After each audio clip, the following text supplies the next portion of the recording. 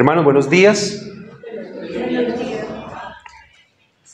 Bien, vamos entonces a continuar con nuestro estudio expositivo que se está desarrollando en Hebreos, libro de Hebreos, que hemos titulado Jesucristo, fiel sumo sacerdote. Jesucristo, fiel sumo sacerdote. Ese título que le hemos colocado es como una síntesis de todo lo que trata la carta a los hebreos.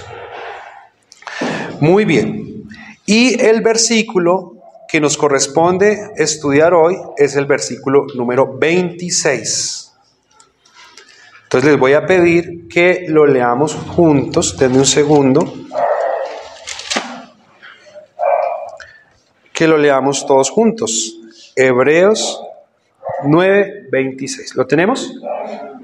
Muy bien. Dice: de otra manera le hubiera sido necesario padecer muchas veces desde el principio del mundo, pero ahora en la consumación de los siglos se presentó una vez y para siempre por el sacrificio de sí mismo para quitar de en medio el pecado. Muy bien. ¿A quién no le gustan las cosas que duran?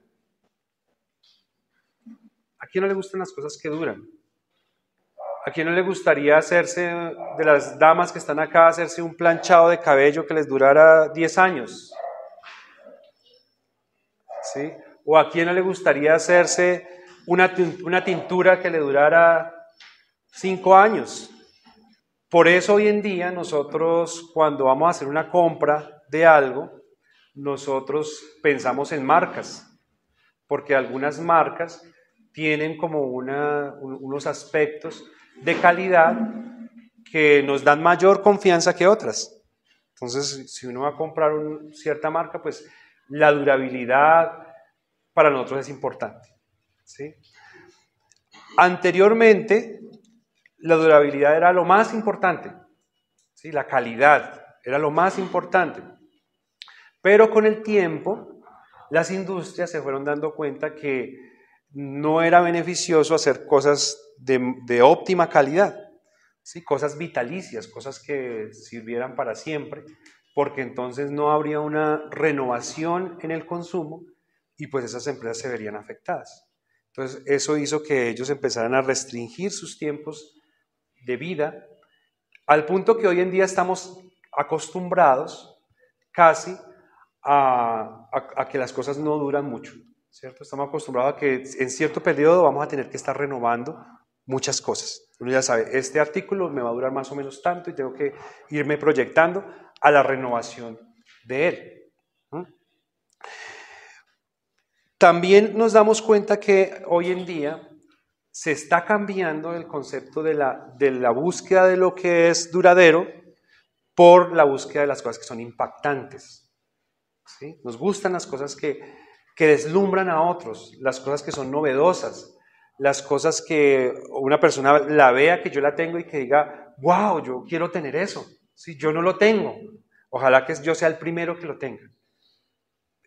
A eso nos ha venido arrastrando la modernidad y muchas veces ya no importa tanto lo duradero porque ya como que no lo venden tan duradero, pero no importa lo que sea atractivo, ¿sí? Lo que sea novedoso, lo que nos dé vistosidad.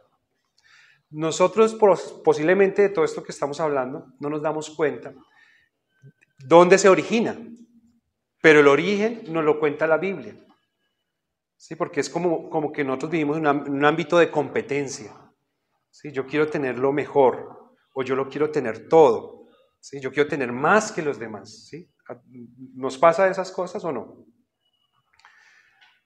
Así no lo digamos, pero lo sentimos, ¿sí? Uno mira algo que está en el centro comercial y a veces uno no lo necesita, pero uno dice, me gustaría tenerlo. El origen de esa situación la tenemos en el Edén, la tenemos en el pecado. Cuando la serpiente le dice a Eva, come esto y serás como Dios, inmediatamente Eva entró en una sintonía de competencia. ¿Cómo así? ¿Me va a poner al nivel del Creador? Sí, eso te estoy diciendo, vas a ser como Dios. Ah, bueno, entonces me interesa, me gusta, ¿sí? Yo quiero eso. Y de ahí en adelante empezamos en unas competencias. Después Caín mató a Abel, ¿por qué? Por competencia también, ¿cierto? Por competencia, porque él decía, Dios miró la ofrenda de él mejor que la mía, esto no puede ser. Entonces lo mato. Imagínense esa razón tan minúscula por la cual un hermano le quita la vida a otro. Entonces, lo que nos está diciendo a nosotros es esto que estamos hablando, es que desde ese momento el hombre entró en una espiral, ¿sí? Esa espiral es una espiral que nos está llevando hasta hoy, ¿sí? Pero cuando nosotros miramos a Cristo, que es el segundo Adán, Cristo viene a darnos a nosotros una demostración y una inspiración superior a esa espiral en la que nosotros nos movemos. Viene el Hijo de Dios y desciende a la tierra y viene a nacer en un pesebre. Viene a quedarse sin papá aproximadamente después de los 12 años, no sabemos, pero fue un joven huérfano, sin muchas comodidades, ¿sí? Sin muchos privilegios. Y no es lo que nosotros aspiraríamos que fuera la forma como debiera vivir el Hijo de Dios. Sin embargo, en medio de esa sencillez con la que vivió el Hijo de Dios, que no impactó en su momento a mucha gente, ¿sí? Se atrevieron a matarlo porque no impresionaba mucho. Con esa sencillez el Señor nos dio algo que para nosotros es lo más importante, que es la salvación. Y que es una salvación que nosotros la recibimos desde una vez y para siempre, ¿sí? Es una salvación duradera, para siempre. Por eso el título de la enseñanza que tenemos hoy es una vez para siempre. Lo que nos da Dios es duradero y probablemente en un momento de la historia no sea lo más llamativo. Sí, probablemente esta mañana cuando ustedes estaban alistando o cuando estaban entre las cobijas, pensar en pararse para ir a la iglesia no fue lo más llamativo, ¿cierto? Posiblemente esas cobijitas calientes ahí eran más llamativas para ustedes, pero tocó hacer un esfuerzo, ¿cierto? Para poder venir hoy a la iglesia, a escuchar la palabra y adorar a Dios. Pero sin embargo nosotros sabemos que eso que Dios nos da, que a veces es un poco costoso alcanzarlo, es más importante, es más duradero, ¿cierto? Que muchas cosas efímeras que nosotros tenemos en la vida. El primer punto que vamos a hablar hoy en este versículo dice de la siguiente manera: de otra manera le hubiera sido necesario padecer muchas veces desde el principio del mundo. Por favor, pongan sus ojos ahí en el versículo, Hebreos 9, 26, y léanlo conmigo hasta donde está el punto y coma. Me interesa que lo lean, ¿sí? Dice: de otra manera le hubiera sido necesario padecer muchas veces desde el principio del mundo, pero ahora en la consumación de los siglos se presentó una vez para siempre. Ay, me pasé, dejémoslo hasta ahí. Muy bien. Entonces, una vez para siempre. El primer punto de nuestra enseñanza para los que toman apuntes es: se presenta el sacerdote. Una vez para siempre se presenta el sacerdote. Recordemos, hermanos, que este texto nos ha contado y hemos tenido que ir al Antiguo Testamento a mirar, a revisar, a recordar que entre las funciones que tenían los sacerdotes, el sumo sacerdote tenía una función que era repetitiva, ¿cierto? Repetitiva. Tenía que ir a ofrecer un sacrificio por el pueblo, por el perdón de los pecados, ¿cada cuánto? Cada año. Cada año él tenía que ir a hacer ese círculo y tenía que ir a cumplir pues con esa obra que era llevar esa sangre y hacer ese sacrificio continuo, ¿sí? también nos ha dicho el autor, ya hasta la saciedad, probablemente ya algunos nos sentimos hasta acá, que nos ha dicho el autor, que ese sacrificio o que todo ese culto que se hizo en el Antiguo Testamento, lo que leímos ahorita cuando empezamos en la reunión, que leímos en Éxodo, cuando el Señor mandó a hacer el tabernáculo, y todas las disposiciones que se hicieron del culto en el Antiguo Testamento, son una sombra, ¿no? ¿Sí? Han dicho que son una sombra, que son un ejemplo, que son como un prototipo, que son como una muestra ¿de qué? Del culto verdadero, ¿cierto? ¿Y el culto verdadero dónde se efectúa? En el cielo, ¿sí? Nos lo ha repetido muchas veces y parece que hay razón para eso. Sí, hay razón porque a veces nosotros no lo atesoramos y el autor tiene que repetirnos una y otra vez y decirnos, ese sacrificio no es el sacrificio verdadero. El sacrificio verdadero no es el de animales. El sacrificio verdadero no es el de los machos cabríos, no es el del ganado. Eso es una muestra, ¿sí? Y lo que nos ha venido diciendo es que todo lo que se hizo en el Antiguo Testamento fue una acción pedagógica para el pueblo de Dios, para que el pueblo de Dios pudiera comprender cómo Dios piensa, cómo Dios obra su justicia, y de esa manera, comprendiendo y apreciando, probablemente podamos valorar. Probablemente, digo yo, ¿sí? Porque a veces nosotros comprendemos cómo funciona la salvación, comprendemos todo lo que Cristo ha hecho por nosotros, pero sin embargo a veces nos descarriamos, hacemos cosas que no tenemos que hacer.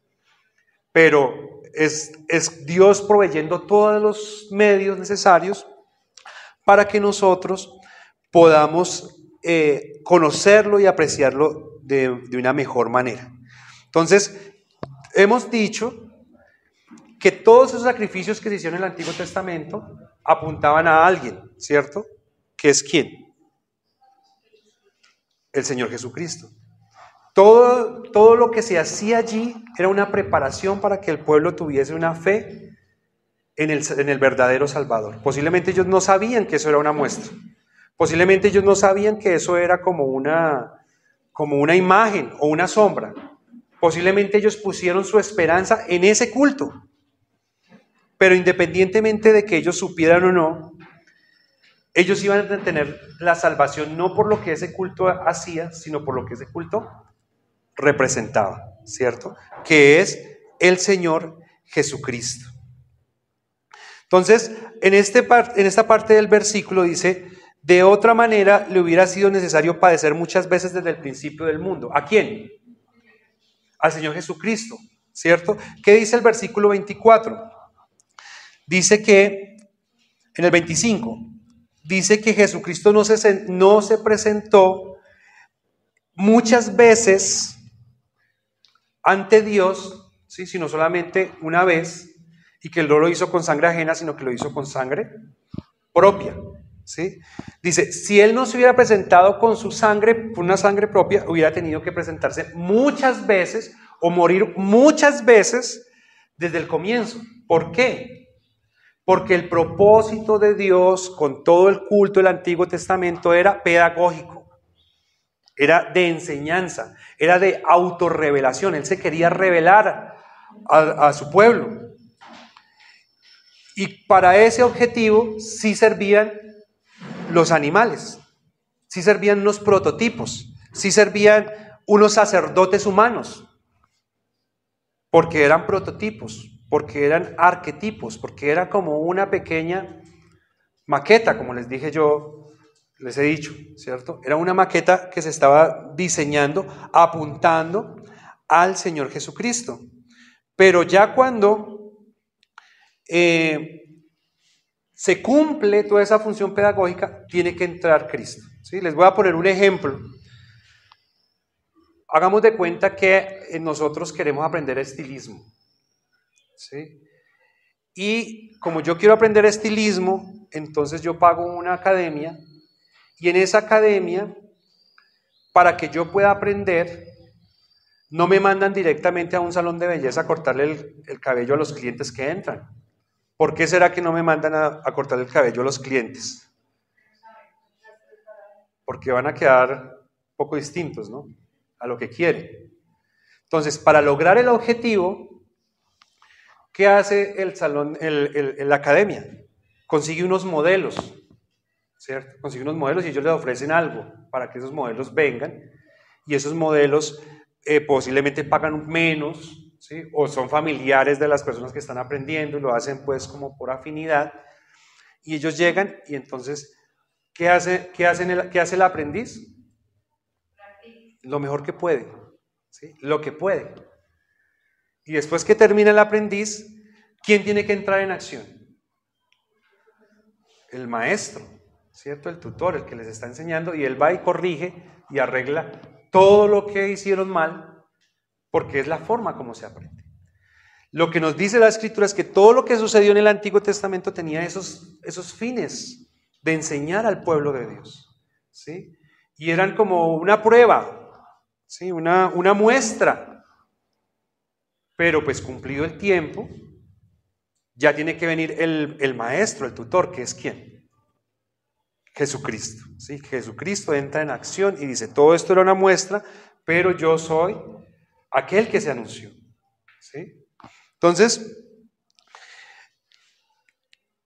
Cristo es el instructor. ¿Quiénes serían los aprendices? Nosotros somos los aprendices. Y todo lo que Dios ha hecho ha sido no solamente con la finalidad de obrar, ¿sí? No es solamente el interés de Dios salvarnos de nuestros pecados, sino que nosotros entendamos por qué nos salva, ¿sí? Y que nosotros conozcamos, que Él se pueda revelar a nosotros. O sea, el propósito de Dios es comunicar al mundo. Acuérdense el primer capítulo de Hebreos. ¿Qué decía el primer capítulo de Hebreos? Primer versículo. ¿Se acuerdan ustedes o ya no se acuerdan? ¿Cómo? Sí, duro. Dios ha hablado.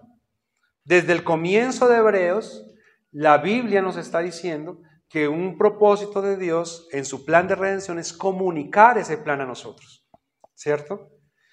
Y de eso se ha encargado con todo lo que sucedió en el Antiguo Testamento. Entonces, nos va a decir acá, si ustedes se acuerdan que nosotros lo leímos en Hebreos 7:27, nos dice el autor que el sacerdote que había en el Antiguo Testamento, en el templo levítico, en el tabernáculo levítico, ese sacerdote, ¿cuál era la función de ese sacerdote? ¿Ser qué? Un mediador, un intermediador. ¿Entre quién?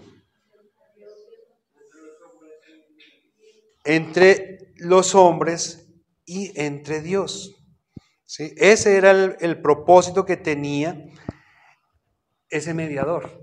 Pero ese mediador no podía ser un hombre finito, ¿sí? No podía ser un hombre, por más que para elegir al sumo sacerdote tuviese que ser de una familia especial, tenía que cumplir con unas características físicas, tenía que tener una formación académica muy rigurosa desde su niñez. Por más que esa tuviera que cumplir con unas exigencias que eran altas con respecto a las demás personas del pueblo de Israel, el sumo sacerdote nunca habría sido un intermediario digno de presentarse delante de Dios, entre Dios y los hombres. ¿Por qué creen ustedes? Porque era un pecador también, ¿sí? Siendo un pecador, ¿cómo va a decirle a Dios, Dios, perdone a esos que pecaron? ¿Sí? Tenga compasión de esos que pecaron. O sea, no tiene lógica, ¿cierto? No tiene lógica porque él también es pecador en sí mismo. Entonces, quien se tenía que presentar ante Dios como intermediario tenía que ser alguien digno. Y esa dignidad solamente la tuvo el Señor Jesucristo porque se hizo hombre, pero al hacerse hombre no participó del pecado, de Adán, ¿sí? Del pecado que comunicaba Adán. Porque fíjense ustedes, el Señor Jesucristo fue engendrado de la Virgen, ¿cierto? María, pero fue engendrado por Dios. Y Él nació sin el pecado de Adán. Pero Eva no era María no era una pecadora también. ¿Y por qué no lo transmitió ese pecado? Ese pecado original, ¿por qué no lo transmitió? Porque el pecado lo transmite el varón, ¿sí? Ese pecado original. Entonces, Jesucristo se presenta una vez y para siempre. Jesucristo se presenta una vez y para siempre, después de morir en la cruz, se presenta ante el Padre por nuestros pecados, y ya nosotros no necesitamos más intermediario. Él va a ser un intermediario desde ahora y para siempre. No necesitamos nada más, ¿sí? Por esa razón, el autor les está diciendo a los oyentes, les está diciendo, no vayan más al templo, dejen de participar de ese culto, dejen de ofrecer esos sacrificios, porque ya no se necesitan, ¿sí? Ya no son necesarios. Dejen de hacer esas prácticas, porque todo eso fue una muestra, pero ya se cumplió en el Señor Jesucristo y ya no lo necesitamos más. ¿Listo? ¿Por qué? Porque el Señor se presentó una vez y para siempre. Dice Hebreos 7:27, que ese ya lo hemos leído, lo hemos estudiado. Dice, que no tiene necesidad cada día, como aquellos sumos sacerdotes, o sea, los del pueblo levítico, de ofrecer primero sacrificios por sus propios pecados y luego por los del pueblo, porque esto lo hizo una vez y para siempre, ofreciéndose a sí mismo. Y Hebreos 7:28 dice, porque la ley constituye sumos sacerdotes a débiles hombres, pero la palabra del juramento, posterior a la ley, al Hijo, hecho perfecto para siempre. Ojo lo que dice acá en Hebreos 7:28. La ley constituye débiles hombres, pero después de esto, ¿se constituye a quién? Al Hijo, hecho perfecto sacerdote. ¿Por qué Cristo es perfecto sacerdote? Recordemos que Él va a cumplir con todos los requerimientos que tiene un sumo sacerdote, pero con mayor excelencia. Pero recordemos que Jesucristo no es sumo sacerdote, no es el representante del sumo sacerdote levítico solamente, ¿sí? Sino que Él también es el gran sumo sacerdote según el orden de Melquisedec. Es decir, en Cristo se cumplen las dos órdenes sacerdotales que Dios estipuló en la tierra. Jesucristo es el gran sumo sacerdote según el orden de Melquisedec, que quiere decir que Él es sacerdote eterno, pero también es el gran sumo sacerdote en esta tierra, ¿sí? Entonces, por eso Él se puede presentar ante Dios una vez y para siempre. Y Hebreos 5:1, que dice, porque todo sumo sacerdote tomado de entre los hombres es constituido a favor de los hombres, en lo que a Dios se refiere, para que presente ofrendas y sacrificios por los pecados. Mis queridos hermanos, ¿ustedes creen que los intermediarios son necesarios? ¿Nos gustan los intermediarios?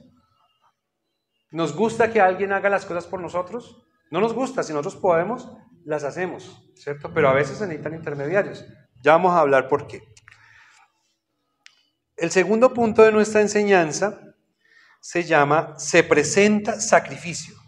Entonces, una vez y para siempre se presenta sacrificio. Una vez para siempre se presenta sacerdote, una vez para siempre se presenta sacrificio. ¿El sacerdote con qué se presentaba? Con un sacrificio, ¿cierto? ¿Cada cuánto? Cada año, el sumo sacerdote. Pero habían otros sacerdotes que tenían que presentar unos sacrificios continuamente. ¿Cada cuánto presentaban esos sacrificios?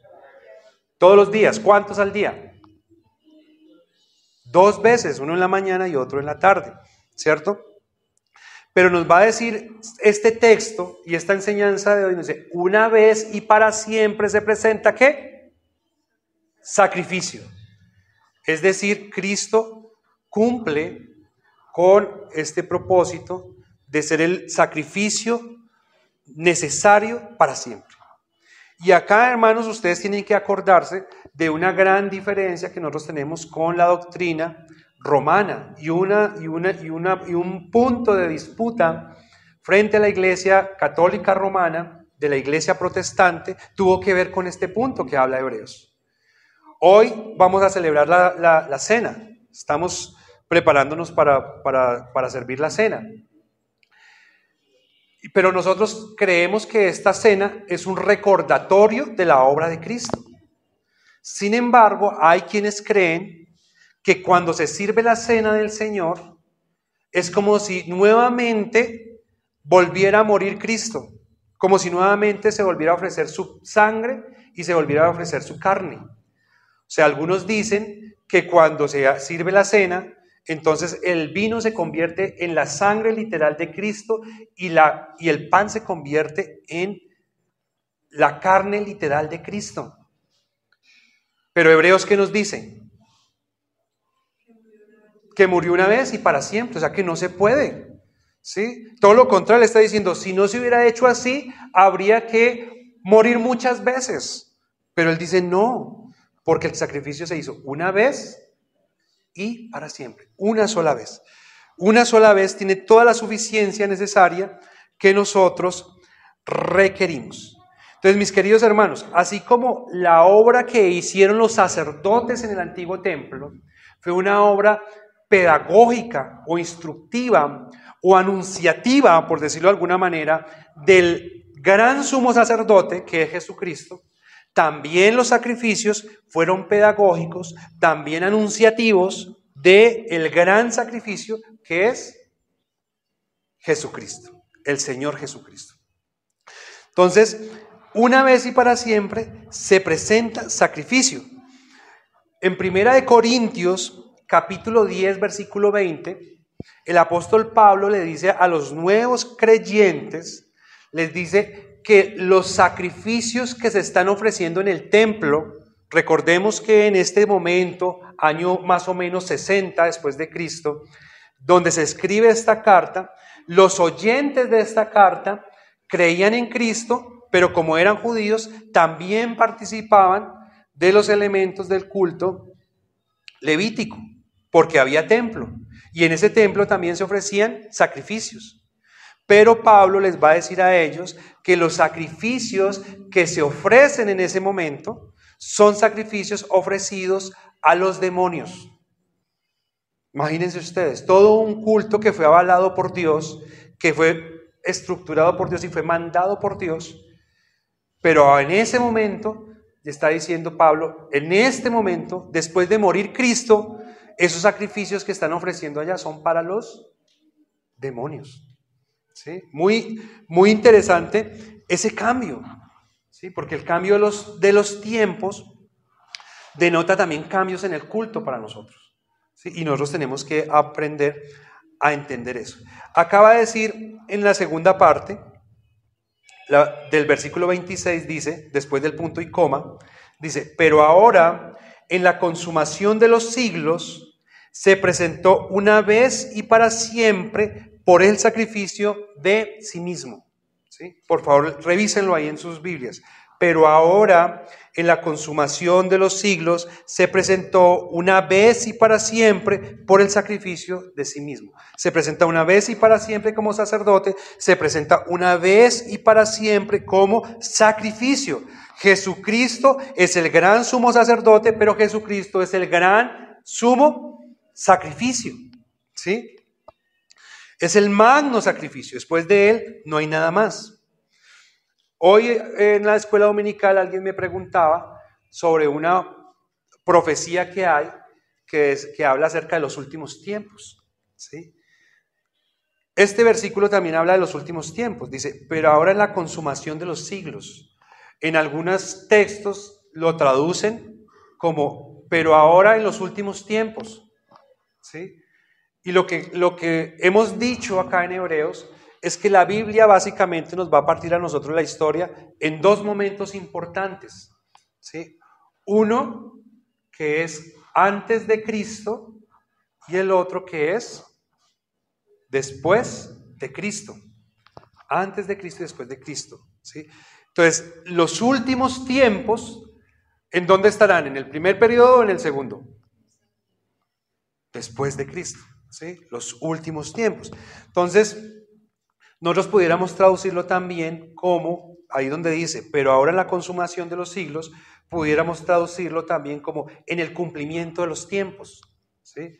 Cuando los tiempos se cumplen. Recordemos que Jesucristo fue profetizado muchísimas veces en el Antiguo Testamento, que era claro para el pueblo hebreo que tenía que venir un Mesías y un Salvador, que ellos lo estaban esperando, que cuando Herodes llama a los sabios y les pregunta, ¿cómo así que van a ser el rey de los judíos? ¿Dónde van a nacer? Ellos le dicen, sí, tiene que nacer en Belén. Sabían dónde iban a nacer, sabían que tenía que nacer, lo estaban esperando. Eso sucede en el tiempo oportuno, en el tiempo que Dios estipuló. Dios estructuró unos tiempos para cada cosa y cuando se van cumpliendo los tiempos, consumar es como cumplir o consumir, ¿sí? Piensen ustedes cuando un papel se quema, ¿sí? Se gasta un tiempo en quemarse, ¿cierto? O como cuando ponemos un reloj de arena, ahí se consumió el tiempo, ¿sí? Cuando se cumplen los tiempos, viene Jesucristo a la tierra y se presenta una vez y para siempre. Es decir, el versículo está diciendo, después de que se cumplió todo el trabajo pedagógico, después de que se le enseñó al mundo que somos pecadores, que la transgresión de nuestro pecado requiere sangre para el perdón, y cuando eso ya quedó grabado en las mentes de quienes interesaba al Señor, entonces viene el Señor Jesucristo. Pero ahora en la consumación de los siglos se presentó una vez y para siempre por el sacrificio de sí mismo. Es decir, que este sacrificio que ofrece el Señor Jesucristo en la cruz del Calvario es un sacrificio que es único, que es irrepetible y que es suficiente. Pero ¿cómo eran los sacrificios del Antiguo Testamento? Eran muchos, se tenían que repetir y no eran suficientes porque siempre estaban necesitando un sacrificio nuevo y un sacrificio nuevo, ¿sí? Entonces, tanto como tenía que ser el sacerdote digno y no podía ser un hombre porque los hombres son pecadores, ¿cierto? Y Jesucristo se humana para ser el sumo sacerdote y representarnos, también el sacrificio tenía que ser digno, porque ¿cómo va a pagar por nuestros pecados un animal? Un animal sin conciencia, un animal sin conocimiento, un animal sin ninguna capacidad humana o discernimiento con respecto al pecado. ¿Cómo asociamos un animal con nuestro pecado? El animal no está asociado al pecado nuestro, ¿sí? ¿El animal con quién se asoció? Con Jesucristo. Juan dijo, he aquí el Cordero de Dios que quita el pecado del mundo, ¿sí? Ahí está el hombre inocente que tiene que morir por los pecados de aquellos que van a ser salvos, ¿sí? Entonces, una vez y para siempre, hermanos, se presentó el sacrificio. Si nosotros lo vemos así, nosotros pudiéramos decir lo siguiente. Pudiéramos decir que el momento más importante en la historia de la humanidad es nada más y nada menos que el día en que Jesucristo es ofrecido como sacrificio en la cruz del Calvario. Porque Él satisface todos los requerimientos del Padre necesarios para nuestro perdón, para nuestros pecados. Pero el momento más importante del cielo es cuando Jesucristo se presenta después de morir como sumo sacerdote ante el Padre para mediar por nosotros y decirles, mira, yo traigo el precio del pecado de ellos. ¿Sí? Yo lo pagué, yo lo ofrecí y yo lo pagué. Es el momento más importante en el reino de los cielos. Por eso solamente se necesita una vez y para siempre. Una vez y para siempre se ofrece el sacrificio. Una vez y para siempre se presenta el sumo sacerdote por nosotros. Es decir, mis queridos hermanos, que no estaríamos aquí nosotros si no fuera por Él. Si no fuera por el sacrificio del Señor Jesucristo, no estaríamos aquí estudiando esto. Si no fuera porque el sumo sacerdote se presenta por nosotros, no estaríamos aquí. Si todo no se hubiera cumplido, hermanos, no estaríamos aquí. Posiblemente seguiría un templo y se seguirían ofreciendo animales. Pero estaríamos todavía esperando, porque esos animales y esos sacerdotes no serían suficientes para el requerimiento de Dios frente a nuestro pecado. Primera de Corintios 10:20 dice: antes digo, lo que los gentiles sacrifican, a los demonios los sacrifican, y no a Dios. Y no quiero que vosotros os hagáis partícipes con los demonios. Hebreos 10:10 dice: en esta voluntad somos santificados mediante la ofrenda del cuerpo de Jesucristo, hecha una vez y para siempre. Mis queridos hermanos, ¿ustedes creen que se necesitaba un sacrificio por nuestros pecados frente a Dios? ¿Ustedes creen eso? ¿Ustedes creen que eso era necesario? Probablemente a nosotros no nos parece tan necesario. Probablemente a nosotros nos parece como que no. Pudiera parecernos, ¿cierto? Pero yo les pregunto, ¿a ustedes les parece que es justo que cuando alguien cometa una falta haga un resarcimiento frente a esa falta que cometió? ¿Les parece a ustedes que eso es justo o no? Si alguien dice algo malo, debería disculparse. Si alguien roba, debería devolverlo. Si alguien comete un asesinato, por decir algo, ¿debería pagar o no? ¿Ustedes qué creen? ¿Eso es justo? ¿Sí o no? Sí, para nosotros. Justo, ¿cierto? Claro. ¿Qué es el sacrificio de Cristo? Un resarcimiento para Dios. Porque el hombre confrontó la voluntad de Dios. Dios le dijo, si comes de ese árbol, ciertamente morirás. Pero ¿qué dijo el hombre? ¿Seré como Dios? Comamos. ¿Sí? Una ofensa frente a Dios. Recibe la muerte eterna con plena justicia. Entonces, mis queridos hermanos, como hay justicia en el resarcimiento entre nosotros los seres humanos, pues de esa misma manera tiene que haber justicia frente a la afrenta que se ha cometido ante Dios. ¿Sí? Es justo que Dios pida un sacrificio o que pida que el hombre, que alguien pague por la vida de ese hombre que faltó a la palabra de Dios y que por faltar a la palabra de Dios perdió su vida eterna cerca de Dios. Vamos ahora para el tercer punto, mis queridos hermanos. La última parte del versículo, les pido que por favor lo lean conmigo. La última parte del versículo 26, que dice: para quitar de en medio el pecado. Para quitar de en medio el pecado. Entonces, mis queridos hermanos, una vez para siempre, se presenta el sacerdote, una vez para siempre se presenta el sacrificio, y una vez para siempre se quita de en medio el pecado. Muy bien. Entonces, mis queridos hermanos, el propósito de Dios al intervenir en la historia del hombre es nada más y nada menos que un gran beneficio para la humanidad. La humanidad va a recibir el perdón de sus pecados y Cristo va a quitar el pecado de en medio para la salvación de aquellos que Él ha elegido. Entonces, hay varias preguntas que nosotros tenemos que responder frente a esta parte del versículo. Porque Cristo quita el pecado, ¿cómo quedamos nosotros? ¿Cómo queda nuestra condición? ¿Será que Cristo, al quitar el pecado del medio, nosotros dejamos de ser pecadores? ¿Será que al quitar Cristo el pecado de en medio, nosotros no volveremos a cometer pecados? No, ¿cierto? No, porque nuestra condición pecaminosa hace que nosotros continuemos deseando el pecado, continuemos amando el pecado, que continuemos caminando detrás del pecado, y pues esa es una realidad con la que nosotros los cristianos convivimos. Pero ¿cómo nosotros conciliamos que nosotros somos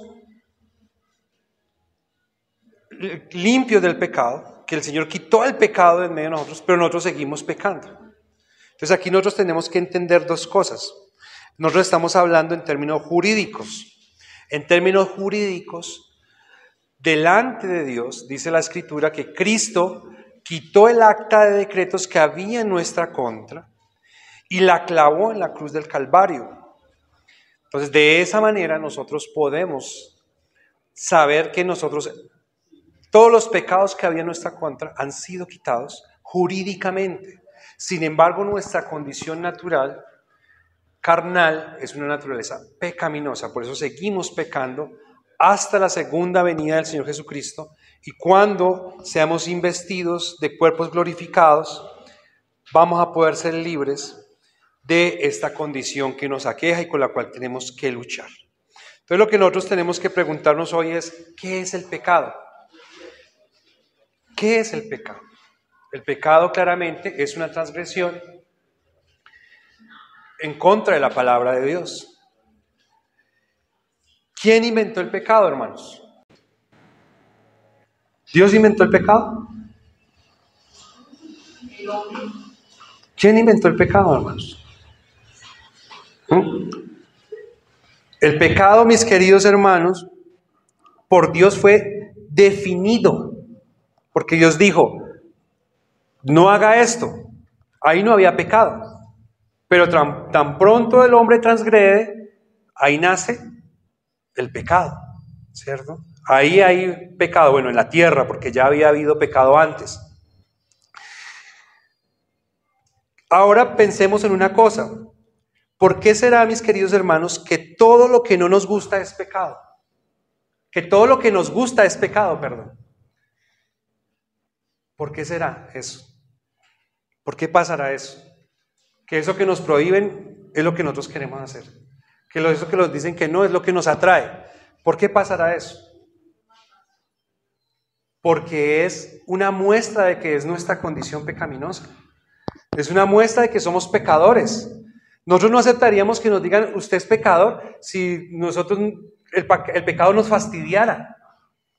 Pero la realidad es que el pecado nosotros lo queremos. La realidad es que para nosotros no cometer muchos pecados tenemos que luchar.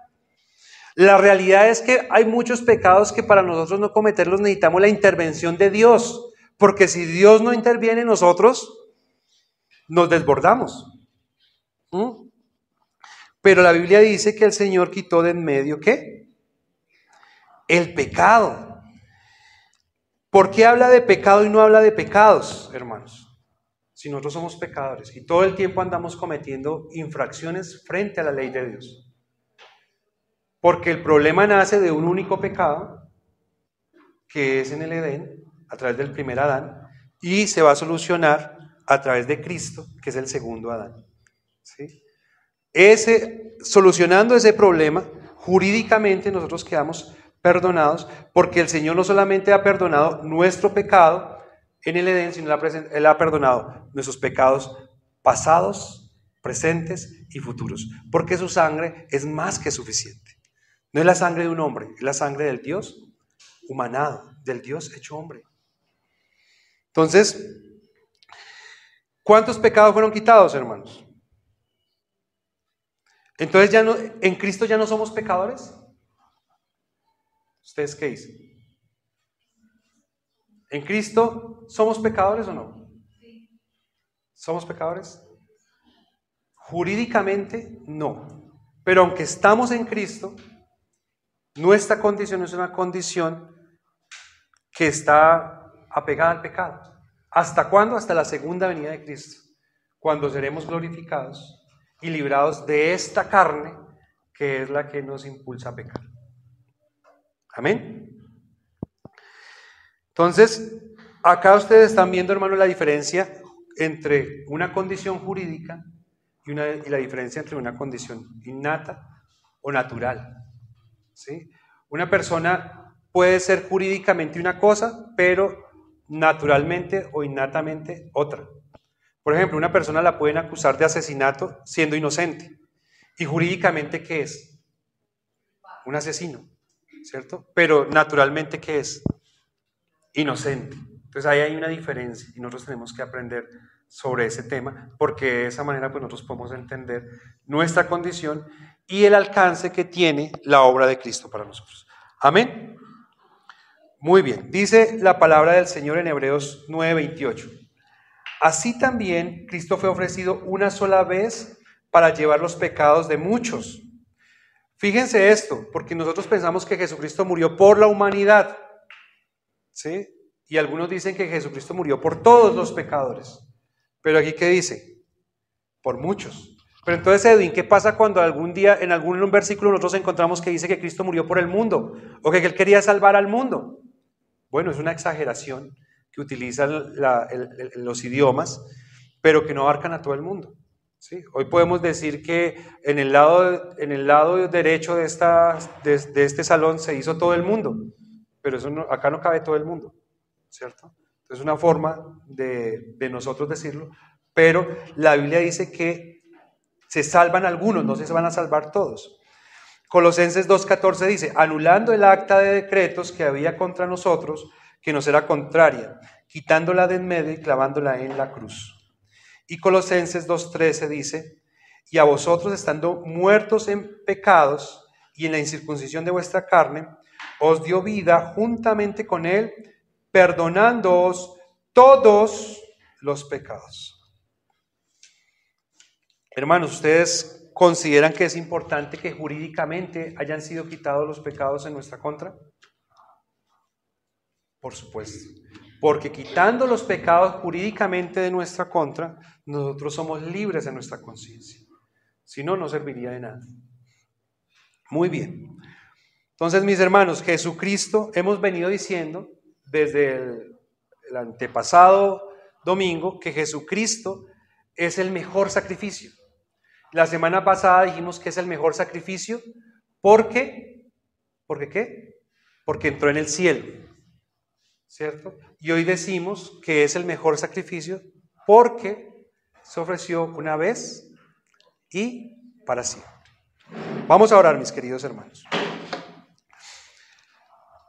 Inclinen su rostro. Señor maravilloso, te damos muchísimas gracias por este regalo enorme que tú nos has querido dar, que es tu servicio sacerdotal como gran sumo sacerdote por nosotros.